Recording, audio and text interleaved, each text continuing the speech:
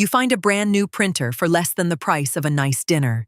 It can scan, copy, connect to Wi-Fi, and spray thousands of microscopic ink droplets with remarkable precision. For $50 or $60, it feels like an unbelievable bargain. Then, the starter ink runs low. You search for a full set of replacement cartridges and discover that the ink can cost almost as much as the printer, or sometimes even more. That is not necessarily a pricing mistake. For many low-cost cartridge printers, it is part of the business model. The basic idea is often called the razor and blades model. A company sells the main product cheaply, then earns money from the supplies needed to keep it working. The name comes from selling the razor at an attractive price and making recurring sales from the blades. With printers, the machine gets into your home first. The long-term spending comes later through ink. That does not mean every printer is sold at a loss. Different brands and models use different pricing strategies. But entry-level printers can have very small profit margins because replacement cartridges create revenue over the life of the machine. And once you own a printer, changing brands is inconvenient. A cartridge made for one model usually will not fit another. So when the ink runs out, most people do not compare the entire printer market again. They simply buy the cartridge listed for the machine already sitting on their desk. That is where a cheap purchase can become an expensive relationship. There is another detail. The cartridge is no longer just a plastic container filled with liquid. Many modern cartridges include an electronic chip. The printer may use it to identify the cartridge, estimate ink levels, confirm compatibility, and communicate information to the software. Manufacturers say these systems can protect print quality, reliability, intellectual property, and customers from counterfeit supplies. But on some printer models, the same technology can also limit which third-party cartridges will work.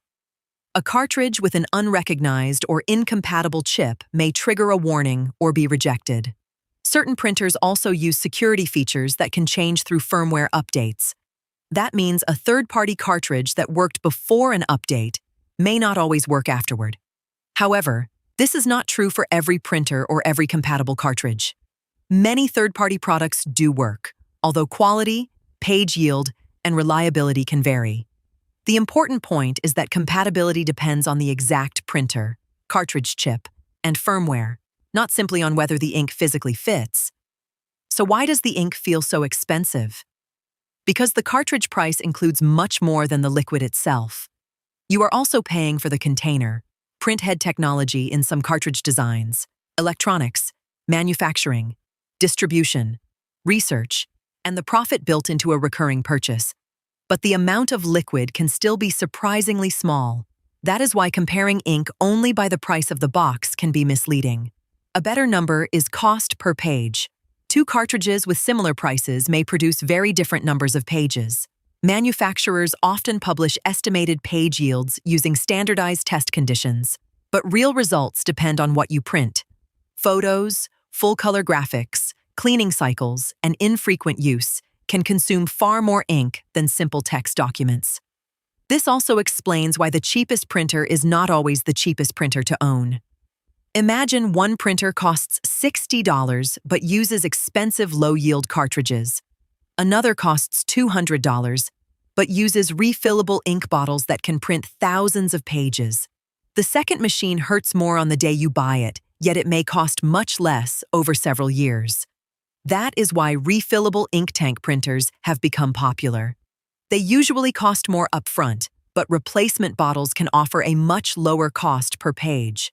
Laser printers can also make sense for people who mostly print text, while a basic cartridge printer may still be reasonable for someone who prints only a few pages each month. The real trap is not the cartridge itself. It is looking only at the price of the machine and ignoring the lifetime cost of keeping it alive.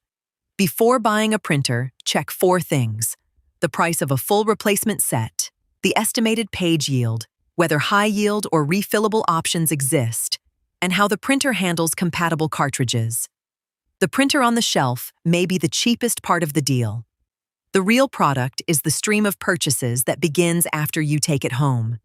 So the next time a complicated machine looks almost suspiciously affordable, do not ask only, how much does it cost today?